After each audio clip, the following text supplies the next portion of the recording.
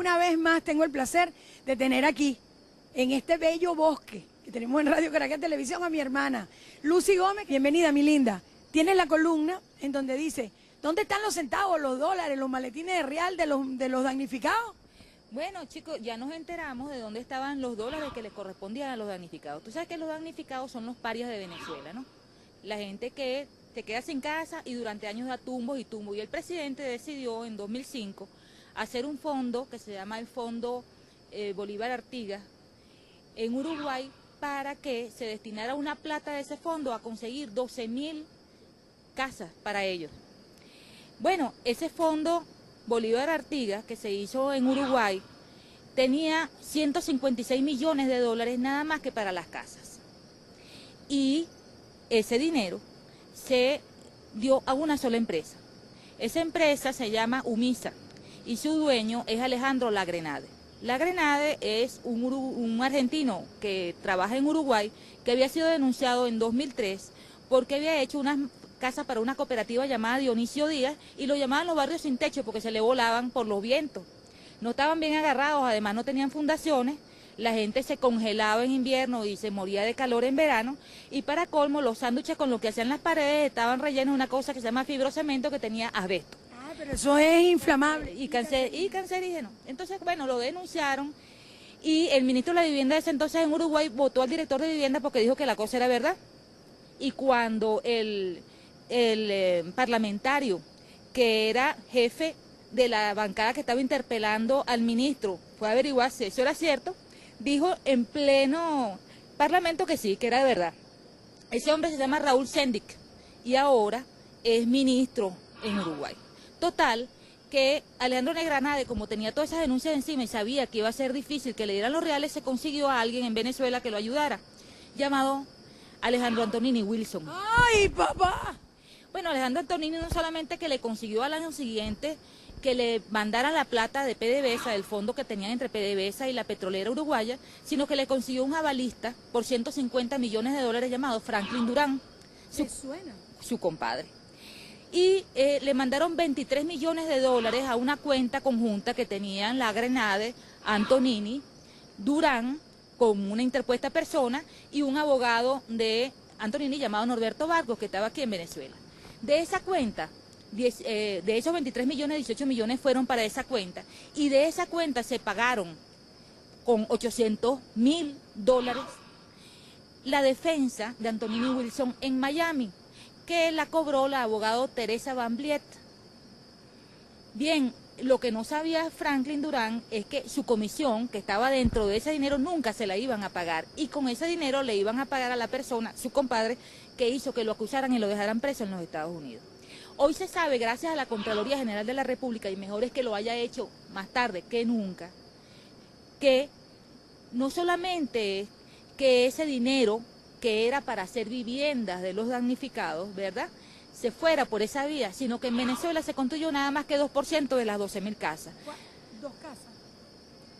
7 casas. 7 casas.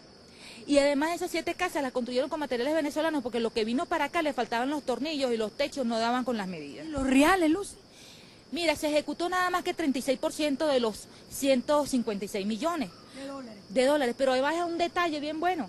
Y es que la Contraloría descubrió que el Ministerio de la Vivienda iba a pagar 10 millones de dólares más, porque cuando multiplicaban los precios de las casas por lo que le estaban dando, resulta que los 156 millones no era la cifra correcta. ¿Qué eran esos 10 millones, Berenice? Era la plata de la comisión, porque Antonini no consiguió, así por su simpatía, que le dieran ese contrato a una empresa que inclusive el Nacional aquí, con un reportaje de Alfredo Mesa, lo denunció. Resulta que lo consiguió porque le prometió a alguien esos 10 millones de dólares. Y los damnificados, por eso que pregunto, ¿dónde está el dinero de los damnificados? Esas personas que le iban a dar 12.000 casas, ¿tienen casa hoy? ¿Qué pasó con ese fondo que decidió en 2005 el presidente Chávez? ¿Y qué pasó con la computadora y el hijo de Tabaré Vázquez, que también eran pagadas con ese fondo, un extra de ese fondo? Bueno, no, había allí un fondo por 60 millones de dólares que la prensa uruguaya descubrió que se lo habían dado al hijo. ¿Para que lo manejara? fíjate, el hijo del presidente Tabaré Vázquez, se llama Javier Vázquez, y era representante de la empresa Artech. Artech fue una de las empresas que compitió en Caracas cuando el fondo Bolívar Artigas vino acá para darle el contrato con la CBG Telecom. Era la idea del software libre. Entonces, se lo dieron toda la empresa Artech y se formó un lío en Uruguay que hasta lo fue a interpelar un juez y lo interpeló el Congreso. Eso fue, políticamente hablando, muy perjudicial para el gobierno del papá. Finalmente se supo, porque resulta que en 2008 el embajador de Uruguay, Jerónimo Cardoso, dio una fiesta e invitó a un periodista de la revista Búsqueda. Y resulta que delante de todo el mundo dijo que, y con eso tituló el periodista, que el gobierno de Chávez está muy grave y muy probablemente no se sabe cómo termine. Y además de eso, por la corrupción. Y una de las muestras de la corrupción es que, por ejemplo, a nosotros nos dieron el fondo para computadoras y nunca recibieron a la gente. Y eso quedó en nada. Y además Telesur no nos quiere. Y después lo interpelaron al embajador en el Senado uruguayo. Y dijo también que todo aquel fondo se había ido a pique por la corrupción que había en Venezuela. Y lo votaron después. Y lo votaron después.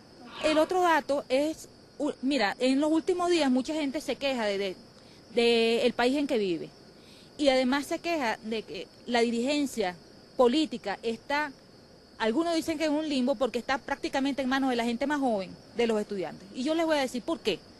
Porque son los venezolanos que han tenido acceso a educación y que, jóvenes o no, están inconformes y tienen una vía para expresar lo que ellos quieren. Resulta que hay un sitio en Baruta que se llama Sisipa.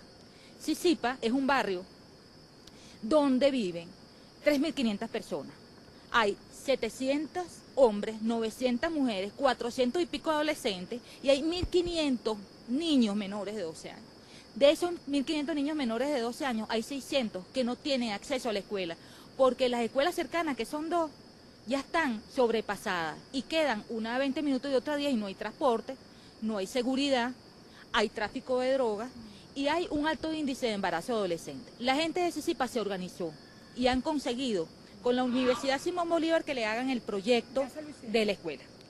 Con la gente del Rotary que les diga que si ellos consiguen la escuela, ellos la pueden dotar, o sea, darle que si pizarrones y ese tipo de cosas y todo lo que necesita una escuela para funcionar. Hay una gente que vive por allí, que tiene unos terrenos que dicen, si ustedes consiguen que les edifiquen, nosotros le donamos el terreno. Pero desde el 2005 le han escrito a Diosdado Cabello, el año pasado le escribieron al alcalde de entonces de Baruta y no han conseguido respuesta. Y es imposible que uno crea que sin ayuda, entre todos tenemos que ayudarlos. Yo le pido desde aquí al alcalde Gerardo Blay y a su hermana Aurora, que es una persona que conozco que tiene sensibilidad social. La gente de Sisipa necesita una mano. Si se construye el local a cuenta de la alcaldía, ellos pueden dotarlos, pero necesitan que le paren a su proyecto. Es un proyecto hermoso. Este proyecto se llama Educa Unidos. El contacto es la señora Natalia Roa, roa.natalia2@gmail.com y la señora Magali Mijares del Rotary Club. Son personas que llevan años luchando, años llevando este proyecto, dejándolo en oficinas públicas, tratando de que alguien les pare. Y yo creo que en el sector del Gavilán, en el municipio de Baruta, son 4 sectores. Hay 600 niños que merecen escuela y una cantidad de familias que quieren una oportunidad de la vida como las que tienen los dirigentes estudiantiles de hoy. Yo quiero desde aquí darle las gracias a este programa, a Berenice, a su gente, porque pocas veces uno tiene la oportunidad de reconocer cosas. Y a mí me parece que la Sociedad Venezolana de Ciencias Naturales tiene una estación en el Guárico, ejemplo, la estación Francisco Tamayo, la estación de Los Llanos, que había sido reclamada por los consejos comunales ante el INTI. Se habían sucedido las intimaciones y las amenazas.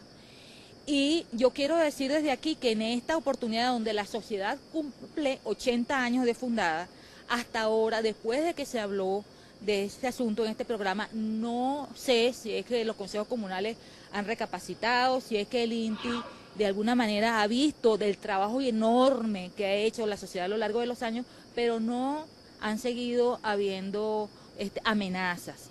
Y espero que no haya más y que todo el mundo reconozca la enorme labor que cientos de venezolanos, unos científicos y otros que aman la ciencia y aman lo verde y aman que los niños nuestros tengan la idea de lo que eran nuestros llanos en la colonia, eso permanezca y que programas como este sigan, porque denunciar y decir la verdad es la única manera que tenemos nosotros de conservar lo que tenemos. Entonces, gracias, Berenice. Gracias a todos ustedes. Gracias por haber venido a la Chisme de la Bicha. Bueno, gracias por invitarme. Mira, Gerardo Blay, no caigas en esta lengua y ayuda a la gente de Sisipa. Dile. Sí, yo creo que es una oportunidad para que los proyectos de Baruta echen adelante, reciban a la gente de Sisipa y a la gente del Rotary Club, que yo creo que es un gran proyecto. Y tú no te apartes de nuestra sintonía. Después de este breve corte vienen las 5 preguntas que se hacen todos los venezolanos, como por ejemplo, ¿a ti hay manera de clonarte? Pero que no.